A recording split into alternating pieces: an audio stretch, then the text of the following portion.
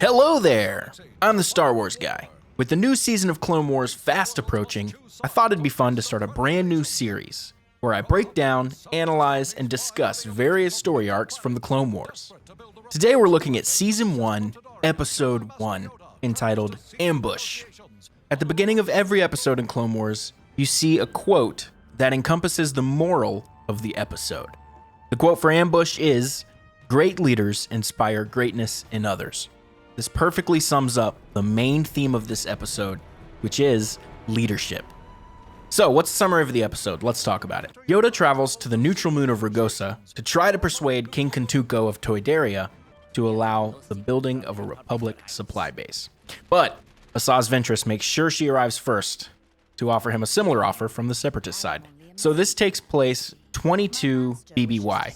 BBY, if you don't know, stands for Before the Battle of Yavin, which is when the Death Star exploded. So this is 22 years before that. This is one of the series' more childish episodes, and I'm not saying that's bad, but as we'll see in later arcs, this show can actually get pretty dark, especially for kids. Also, a couple interesting notes about this episode.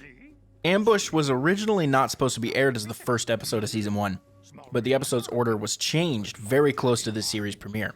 Almost 2 years after the original airing of Ambush, a prequel episode entitled Supply Lines was aired as a part of Season 3. That episode revealed the Republic's purpose for trying to establish a base on Toydaria, which is not as selfless as you might think. In fact, it's actually kind of selfish and hypocritical of the Republic, which is a recurring theme across all of the Clone Wars, which shows us kind of why Anakin fell to the dark side. It was a big contributing factor to that, and that's one of the reasons I love the Clone Wars so much. So at the very beginning of the episode, Yoda's ship comes under attack from the Separatists, and he's forced to evacuate in an escape pod to the surface, which he then has to fight his way to the king for their meeting. With him are 3 clone shock troopers. We have Jek and Reese, and then their lieutenant, CC-4477, named Thyre. What I thought was really interesting is this isn't the only time we see Thyre. Thyre actually gets promoted from lieutenant to commander, and he becomes Yoda's clone commander in the same way that Commander Cody is Obi-Wan's. Following Order 66, and after Yoda and Emperor Palpatine fight, Thyre and his troopers were ordered to hunt down Yoda. The failure to locate his body convinced Mas Amedda that Yoda was actually still alive, leading the Emperor to order him to resume his search. However, as we know, Yoda succeeded in escaping from Coruscant because Bail Organa chose to help him. And another time we see Thyre is when he accompanies Palpatine to Mustafar to recover the critically wounded Darth Vader. The Clone Wars is really good about giving us more depth on characters that we don't learn a whole lot about in the movies themselves, particularly the clones. One of the best moments in this episode is the cave scene, and if you haven't seen it, after Thyre gets injured in a skirmish with a squad of B-2 battle droids, the gang escapes into a nearby cave to rest and heal up. I think most people would agree with me in saying that this is the best scene of the episode, and it is actually very telling for the direction that this entire series takes. Kind of sets you up for what you can expect. And we finally begin to understand how this show is going to expand upon the clones so heavily. One of the best things we see is that the clones are actually all very different. In fact, when Thyre says, "Not much to look at here, sir. We all share the same face," Yoda replies with, "Deceive you, eyes can. In the Force, very different each one of you are." So we see how the clones are all actually very different. Throughout the course of this mission, Yoda inspired his clone troopers to take strength from their individual traits.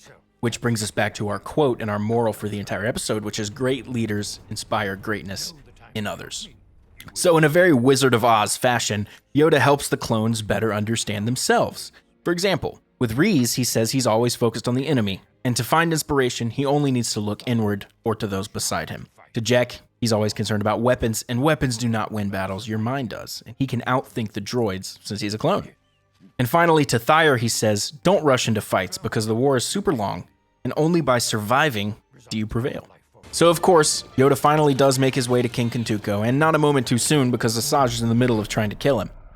Yoda puts a stop to that, and what I find really interesting, he gives Asajj her lightsabers back, showing that he's not at all concerned that she's armed. He's very confident that he can handle any situation that Asajj can throw at him, and is equally confident that she won't try anything. It's here that we learn Asajj had a contingency plan all along. She detonates some explosives, which causes a rock slide on top of them. Of course, Yoda saves them all with the Force, but Asajj's distraction worked, and she's able to escape. So my big takeaways from this episode are, 1, that the clones are actually super unique. 2, Yoda is a fantastic leader in general. And 3, don't mess with Yoda. So thank you so much for watching. Don't forget to click subscribe for more Star Wars content. Do it. If you feel like there's anything I left out, let me know in the comments section below, and I'll see you guys in the next video.